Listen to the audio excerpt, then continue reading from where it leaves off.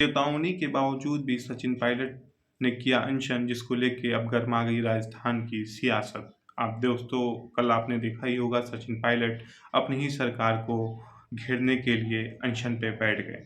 सचिन पायलट का यह आरोप है कि वसुंधरा राजे की सरकार में जो घोटाले हुए हैं उसको जांच की जाए। जब हम विधानसभा के चुनाव के दौरान हमने इस मुद्दे को उठाया था, जब हमारी सरकार राज्य में बनेगी, उस दौरान वसुंधरा राजे की सरकार में जो हुए घोटाले हैं, उसकी जाँच कराई जाएगी।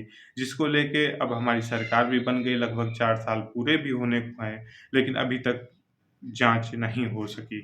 इसको लेके सचिन पायलट ने ना तो अपनी सरकार से पर्सनली जाके मुख्यमंत्री से अपनी बात कही, बाकायदा उन्होंने कहा कि हम चिट्ठी लिखे हैं, उसका जवाब अभी तक नहीं आया।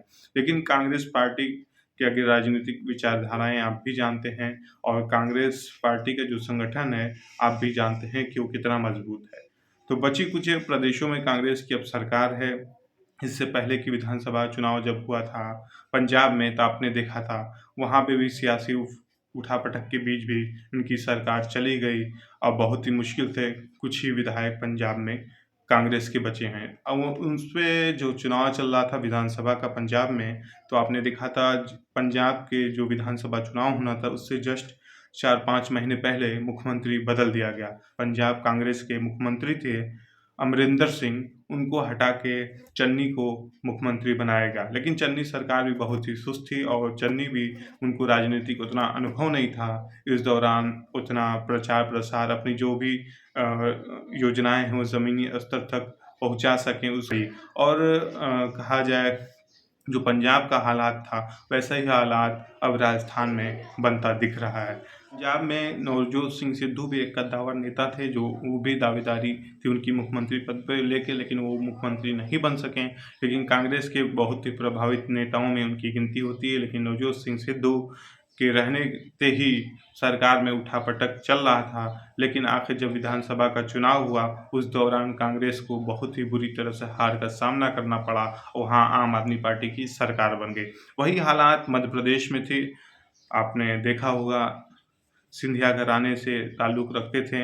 ज्योतिरादित्य सिंधिया और कमलनाथ के जो कहा जाए चेहरे पे लड़ा गया, उसके बाद जब कांग्रेस मतलब कहा जाए अच्छी सीटें जीती, जब सरकार में पर आने का मौका आया, तब उस दौरान कमलनाथ और सिंधिया के बीच आखिरी तकरार देखने के लिए मिला। लेकिन इस सिंधिया कुछ सालों बाद कमलनाथ से अलग हो गए और वहाँ पे मध्य प्रदेश की भी सरकार कांग्रेस की गिर गई। कहा जाए जीता हुआ चुनाव कांग्रेस की, कहा जाए संगठन में और आपसी मतभेद होने के कारण मध्य प्रदेश में भी इनको सरकार गँवानी पड़ गई। वही हालात अब राजस्थान में बनते दिख रहे हैं। राजस्थान में सचिन पायलट एक युवा चेहरे के रूप में एक बहुत ही उनकी डिमांड है, राजनीति में भी बहुत ही वो सफल हैं, और डिप्टी सीएम पद पे इससे पहले वो बने रहे हैं। लेकिन जब कांग्रेस की जब सरकार थी, आज भी है, जब राजस्थान में उस दौरान अशोक गहलोत जब मुख्यमंत्री रहते हैं, उस दौरान बीच में सचिन पायलट नाराज़ हो जाते हैं, कुछ विधायकों को लेके कई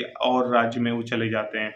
तो ऐसे हालात बन रहे थे कि लग रहा था कि राजस्थान की सरकार आजकल में ही गिर जाएगी। लेकिन अशोक गहलोत को कहा जाता है जादूगर राजनीति का, लेकिन अशोक गहलोत ने जो राजनीतिक सोच है, उनकी विचारधाराएँ हैं, और उनका ऐसा अनुभव है, बहुत ही पुराने नेता हैं। उनको अदर पार्टियों में भी जो नेता हैं, वो भी, जैसे बसपा हुई और भाजपा में भी कुछ ऐसे उनके समर्थक हैं कि अगर सरकार जाने की स्थिति हुई, तो वो समर्थन राजस्थान के मुख्यमंत्री अशोक गहलोत का कर सकते हैं। लेकिन राजस्थान में जब ऐसे हालात बन गए थे, जैसे लग रहा था कि सरकार आजकल में ही गिर जाएगी।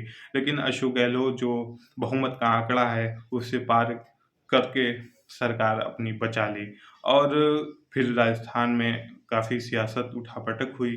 फिर कुछ दिनों के बाद सचिन पायलट और अशोक गहलोत के बीच आपसी समझौता होता है, लेकिन अशोक गहलोत पे सचिन पायलट टिप्पणी नहीं करते थे। 2 महीने ही बचे हैं विधानसभा चुनाव को लेके राजस्थान में, तो अब की लग रहा है आर-पार के मूड में सचिन पायलट हैं कि और उनको मनाने के लिए कई नेता लगे हुए हैं, लेकिन सचिन पायलट भी मानने को तैयार नहीं। सचिन पायलट मुख्यमंत्री बनने का सपना देखते हैं, वो उनको मुख्यमंत्री बनना चाहते हैं। कल वो अनशन पे बैठे हुए थे, तो उनका जो पोस्टर लगा था उसमें गांधी जी की फ़ोटो थी। पार्टी अध्यक्ष, उपाध्यक्ष प्रियंका गांधी, राहुल गांधी ऐसे कोई भी नेताओं की फ़ोटो नहीं थी, जिससे ये भी सियासी सरगर्मियाँ अब सियासी गलियारों में तेज़ हो गई। क्या सचिन पायलट अपनी पार्टी छोड़ेंगे कांग्रेस को और तीसरा मोर्चा बनाने की तैयारी में, या बीजेपी में जा सकते हैं? ऐसे भी कयास लगाए जा रहे हैं, लेकिन हम हमारी जो भी सोच है, हमें यह लगता है कि विधानसभा चुनाव से पहले सचिन पायलट अगर ऐसे ही चलता रहा तो कांग्रेस पार्टी को अलविदा कह देंगे और वो नया पार्टी का गठन करेंगे, अपनी पार्टी का जो भी नाम दे सकते हैं।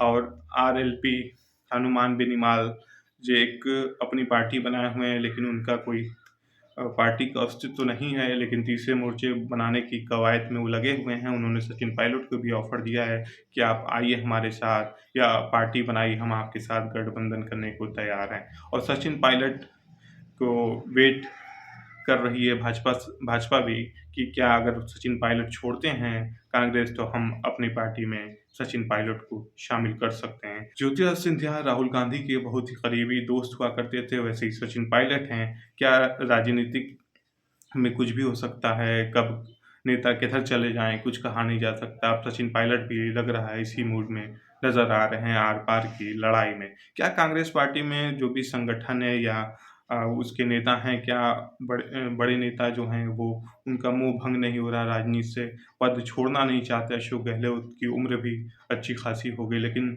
अशोक गहलोत अब मुख्यमंत्री पद छोड़ना चाहते नहीं। अब विधानसभा चुनाव जो होगा इसी साल होना है। अब पार्टी भी यही चाह रही है कि अशोक गहलोत के चेहरे पे चुनाव लड़ा जाए। तो जो भी इससे निकल के आएगा, सचिन पायलट क्या करते हैं, क्या तीसरा मोर्चा बनाते हैं या भारतीय जनता पार्टी में जाते हैं, जैसी भी खबर होगी हम अपने चैनल के माध्यम से आप सभी तक पहुँचाते रहेंगे। धन्यवाद।